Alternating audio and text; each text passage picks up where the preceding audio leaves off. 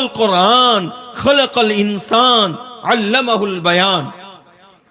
ذرا غور تو کیجئے، قرآن کیا ہے؟ قرآن کو پڑھانے والا کون ہے؟ قرآن کا معلم کون ہے؟ قرآن کو پڑھانے والا استاذ کون ہے؟ اللہ نے فرمایا ان استاذوں کو جو مدرسے کی دریوں اور چٹائیوں پر بیٹھ کر قرآن کریم کی تلاوت کرتے ہیں اور بچوں کو قرآن کریم سکھاتے ہیں، ہو سکتا ہے تمہاری اور ہماری نظروں کے اندر اس کی کوئی قدر نہ ہو، اس کی کوئی اہمیت نہ ہو، اس کا کوئی وزن نہ ہو، اس کی کوئی حیثیت نہ ہو. اللہ نے ان کے حوصلوں کو بڑھانے کے لیے، ان کی عزت کو رہتی دنیا تک ثابت کرنے کے لیے اللہ نے فرمایا الرحمن علم القرآن، قرآن کو سکھانے والا الرحمن ہے. اور قرآن کو یہ لوگ جو سکھا رہے ہیں وہ رحمان کے کام کو انجام دے رہے ہیں. یعنی قرآن سکھانے والا الرحمن، رحمان نے علم القرآن، قرآن سکھایا تو سب سے پہلے قرآن تک پہنچایا رسول اللہ صلی اللہ علیہ وسلم نے، صحابہ تک پہنچایا، صحابہ کرام نے تابعین تک پہنچایا، تابعین نے تبع تابعین تک پہنچایا، اور یہ پھر سلسلہ ہوتے ہوئے ہم لوگوں تک پہنچایا. اور ہم اس بات کا شکر ادا کرتے ہیں کہ اے اللہ آپ نے اس مشغلے سے وابستہ کیا ہے جس مشغلے کی نسبت آپ نے اپنی طرف فرمائی، اور اس مشغلے سے وابستہ فرمایا ہے جس مشغلے کی نسبت رسول اللہ صلی اللہ علیہ وسلم نے خود اپنی طرف بھی فرمائی. اللہ کے نبی صلی اللہ علیہ وسلم نے فرمایا انما بعثت معلما، میں معلم بن کر مبعوث ہوا ہوں.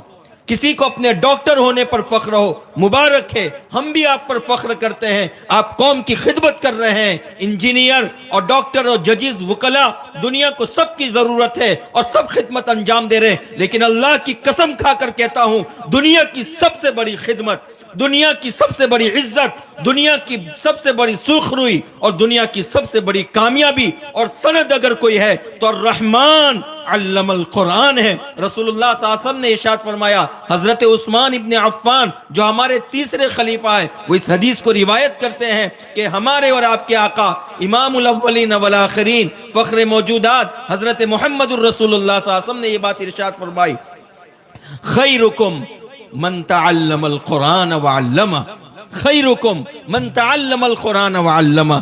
ہم جانتے ہیں کہ یہ امت تمام امتوں سے بہتر ہے. کنتم خیر امت اخرجت للناس، حضرت ابراہیم علیہ السلام کو جو امت ملی، حضرت موسیٰ کو ملی، حضرت داؤد کو ملی، اسماعیل کو ملی، اور تمام نبیوں کے پاس جتنی قومیں آئی، جتنی امتیں آئی، امتیوں، ان تمام قوموں کی سردار یہ امت محمدیہ ہے. اور اس امت محمدیہ کو اللہ نے خیر امت کے تمغے سے نوازا کہ یہ امت خیر امت ہے، سب سے بہترین امت ہے، سب سے اشرف ترین امت ہے، سب سے افضل ترین امت ہے، سب سے اعلیٰ ترین امت ہے. لیکن اس امت کے، اس اعلیٰ ترین امت کے اعلیٰ ترین، افضل ترین، مقدس ترین، کامیاب ترین اگر کوئی افراد ہے تو خیرکم من تعلم القرآن وعلمہ، جس کو اللہ نے قرآن کریم کی خدمت سے وابستہ کیا. اللہ کی قسم دنیا میں اس سے اچھا، دنیا میں اس سے بڑا کوئی کام نہیں، کوئی کام نہیں. لوگ کہتے ہیں کہ مولوی کرتا کیا ہے؟ قرآن ہی تو پڑھاتا ہے. میں اس بات کو کہنے میں کوئی جھجک محسوس نہیں کرتا ہوں. ہماری اس طرح کے جملوں سے اللہ ناراض ہو کر کہیں ہمارا ایمان نہ سلب کر لے. اللہ نے جس کو الرحمن علم القرآن فرمایا کہ قرآن کی تعلیم کو جو آدھا گھنٹہ، 1 گھنٹہ، 2 گھنٹہ یہ جو قرآن کی تعلیم ہوتی ہے، جس کو ہم معمولی سمجھتے ہیں، جس کو ہم حقیر سمجھتے ہیں، اللہ نے فرمایا اس کا سلسلہ کسی نے شروع نہیں کیا، نبی نے بھی، رسول نے بھی نہیں شروع کیا، اس کا سلسلہ رحمان نے شروع کیا ہے. الرحمن علم القرآن، پورا قرآن سب سے اعلیٰ ترین قرآن، قرآن تو افضل ترین کتاب ہے. اور اس قرآن میں بھی قرآن کا جو دل کہتے ہیں وہ کیا ہے، قرآن کی دلہن کیا ہے؟ سورہ رحمان ہے. سورہ رحمان کی پہلی آیت الرحمن علم القرآن، رحمان ہے جو قرآن کی تعلیم دیتا ہے. اس کے بعد فرمایا خلق الانسان، انسان کو پیدا کیا. اب یہ جو ڈاکٹرز ہوتے ہیں، ڈاکٹر انسان کی جو طبعی ضرورتیں ہیں، ان کے بدن کے اندر جو تکلیفیں، مصیبتیں آتی ہے اس کا علاج کرتے ہیں. اللہ نے پہلے تو انسان کو پیدا کیا، اس کے بعد تعلیم دی. لیکن اللہ نے ترتیب یہ نہیں رکھی الرحمن خلق الانسان علم القرآن. جی نہیں، دنیا کو یہ بتانا تھا کہ تعلیم قرآن ہی مقصد ہے تخلیق انسان کا. تعلیم قرآن ہی تخلیق انسان کا مقصد ہے، اس لیے الرحمن علم القرآن کہا، پھر خلق الانسان کہا۔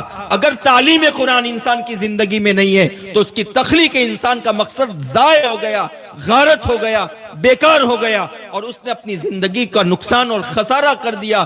خسرت دنیا والآخرہ ذالک هو الخسران المبین۔